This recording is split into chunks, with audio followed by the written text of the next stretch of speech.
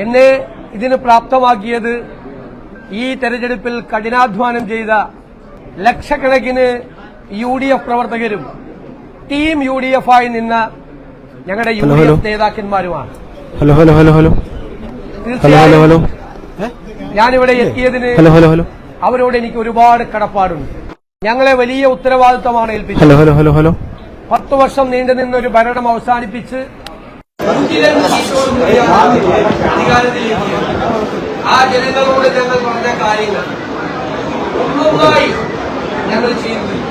കഠിനാധ്വാനം ചെയ്തു പൂർണ്ണമായ അർപ്പണബോധത്തോടെ ജനങ്ങളുടെ ജീവിത നിലവാരം ഉയർത്താൻ, കേരളത്തെ മാറ്റിയെടുക്കാൻ, പുതിയ ഒരു കേരളത്തെ സൃഷ്ടിക്കാൻ, ഒരു പുതുയുഗത്തിന് തുടക്കമിടാൻ ഞങ്ങൾ എല്ലാവരും ചേർന്ന് കഠിനാധ്വാനം ചെയ്യും.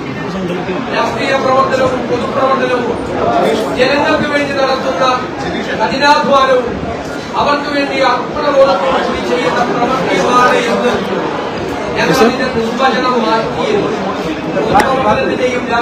രാഷ്ട്രീയത്തിന്റെയും നിർവചനം അതായിരിക്കുമെന്ന് മാറ്റിയെഴുതും. ഇതൊരു ദൈവികമായ നിയോഗമായി ഞാൻ കാണുന്നു. വ്യക്തിപരമായി കിട്ടിയ ഒരു കാര്യമായിട്ടല്ല കാണുന്നത്. അതിനെ സഹായിച്ച ഒരുപാട് ആളുകളുണ്ട്. ഈ വലിയ വിജയത്തിന് ഞങ്ങളെ സഹായിച്ചത്, ഏറ്റവും കൂടുതൽ സഹായിച്ചത് AICC ആണ്. ആ AICCയുടെ പ്രവർത്തനങ്ങളെല്ലാം കേരളത്തിൽ ചുമതലയുള്ള general secretary Shri KC Venugopala ഓരോ ദിവസവും ഓരോ കാര്യവും ഞങ്ങളോട് ചോദിച്ച് എല്ലാ കാര്യങ്ങൾക്കും അദ്ദേഹത്തിന്റെ പിന്തുണ നൽകിയിട്ടുണ്ട്. അതുപോലെ ഇതിന്റെ ക്യാമ്പയിൻ കമ്മിറ്റി ചെയർമാനായിരുന്ന നമ്മുടെ മുൻ പ്രതിപക്ഷ നേതാവ് കൂടിയായിരുന്ന KPCC പ്രസിഡന്റായിരുന്ന ശ്രീ രമേശ് ചെന്നിത്തല ന്റെയും പങ്കുണ്ട്. എന്റെ നേതാവ് കൂടിയാണ് ശ്രീ രമേശ് ചെന്നിത്തല. എന്റെ പ്രിയങ്കരനായ നേതാവ് കൂടിയാണ് ശ്രീ KC. അവരെ എല്ലാവരെയും പൂർണ്ണമായ വിശ്വാസത്തിൽ KPCC പ്രസിഡന്റ് ശ്രീ സണ്ണി ജോസഫിനോട്, അതുപോലെ ഇവിടുത്തെ ചുമതലയുണ്ടായിരുന്ന എല്ലാവരോടും, അവരുടെ ഗ്രാമീണ പ്രവർത്തനങ്ങൾക്ക് നേതൃത്വം കൊടുത്ത് എല്ലാവരോടുമുള്ള നന്ദി ഞാൻ പ്രത്യേകമായി പറയുകയാണ്. ഇത് വലിയൊരു ഉത്തരവാദിത്തമാണ്. കാരണം കേരളം അതിന്റെ ഏറ്റവും വലിയ സങ്കീർണമായ ഒരു അവസ്ഥയിലൂടെ കടന്നു പോവുകയാണ്. ഞങ്ങൾ തന്നെ ജനങ്ങളുടെ മുന്നിൽ അവതരിപ്പിച്ച കേരളത്തിന്റെ ഒരു ചിത്രവും ആ വെല്ലുവിളികളെ നേരിടാൻ കേരളം ഒരുമിച്ച് നിൽക്കണം. കേരളത്തിലെ എല്ലാ വിഭാഗം ജനങ്ങളുടെ പ്രതിപക്ഷത്തിന്റെ ഉൾപ്പെടെയുള്ള പൂർണ്ണമായ പിന്തുണ ഞാൻ അഭ്യർത്ഥിക്കുന്നു. നമ്മുടെ കേരളത്തെ നമുക്ക് രക്ഷിച്ചെടുക്കാൻ, പുതിയ കേരളത്തെ സൃഷ്ടിക്കാൻ എല്ലാവരും ചേർന്നുള്ള പ്രവർത്തനത്തിനും മാത്രമേ കഴിയുകയുള്ളൂ. നല്ല ഒരു ടീം ഉണ്ടാകും, നല്ല ഒരു ടീം ബിൽഡ് ചെയ്യും. ഒരാൾക്ക് ഒറ്റയ്ക്കൊന്നും ചെയ്യാൻ കഴിയും, ഒരാൾക്ക് ഒറ്റയ്ക്കൊന്നും ചെയ്യാൻ കഴിയും. ടീമിനായിരിക്കും ചെയ്യുന്നത്. കേരളത്തെ രക്ഷിക്കാനുള്ള ആ ടീം ബിൽഡ് ചെയ്യുക എന്നുള്ള ഉത്തരവാദിത്വം കൂടി തീർച്ചയായും ഏറ്റെടുക്കും. ഹൃദയം നിറഞ്ഞ നന്ദി എല്ലാവരോടും പറയുന്നു. കേരളത്തിലെ ജനങ്ങളോട് പറയുന്നു,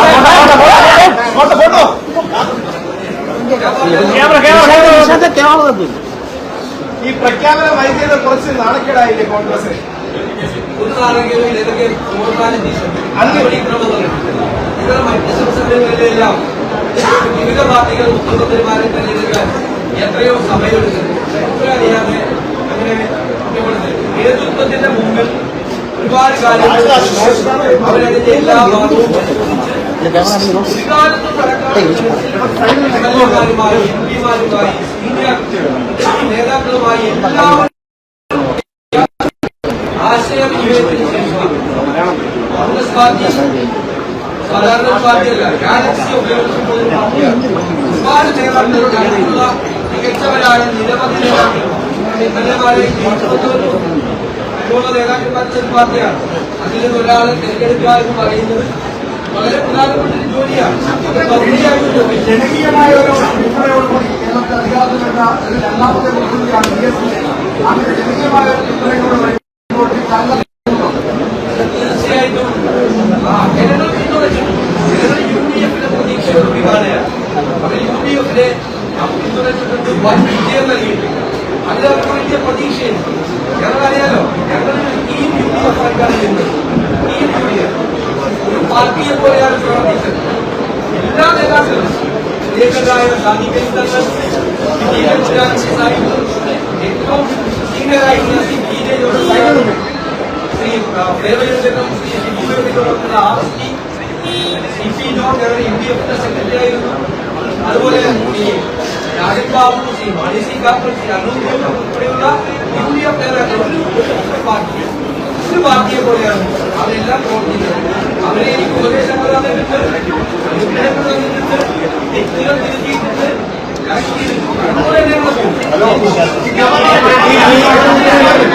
പിന്തുണ പ്രത്യേകിച്ച് MLA-മാരുടെ പിന്തുണ വളരെ കുറവാണെന്നൊരു വിലയിരുത്തലൊക്കെ ഉണ്ടായിട്ടുണ്ട് നിയമസഭാ കക്ഷി യോഗത്തിലൊക്കെ. MLA-മാരുടെ അങ്ങേക്കുണ്ടായ പിന്തുണ വളരെ കുറവെന്നുള്ള ഒരു ചർച്ചകളും അത്തരത്തിലുള്ള ഒരു വിവാദങ്ങളൊക്കെ ഉണ്ടായിട്ടുണ്ട്. ആലോചിച്ച് അവരെ കണ്ടിച്ച്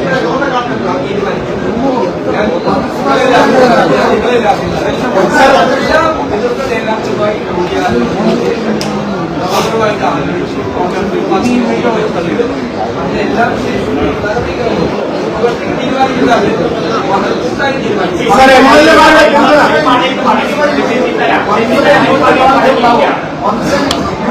ഞാനല്ലല്ലോ മന്ത്രിമാരെ തീരുമാനിക്കുന്നത്, കൂട്ടായിട്ടാണ് തീരുമാനിക്കുന്നത്. പാർട്ടിയാണ് മന്ത്രിമാരെ തീരുമാനിക്കുന്നത്.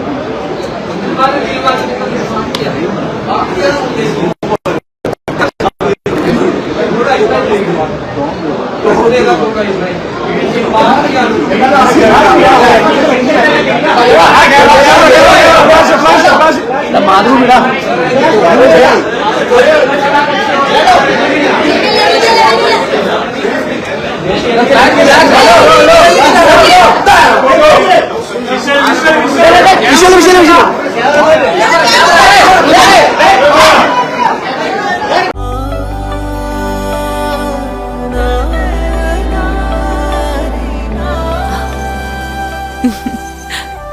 ആചാരങ്ങളും ആഘോഷങ്ങളും പലപ്പോഴും പലതാണ്. അതുപോലെ തന്നെയാണ് നമ്മൾ അണിയുന്ന ആഭരണങ്ങളും.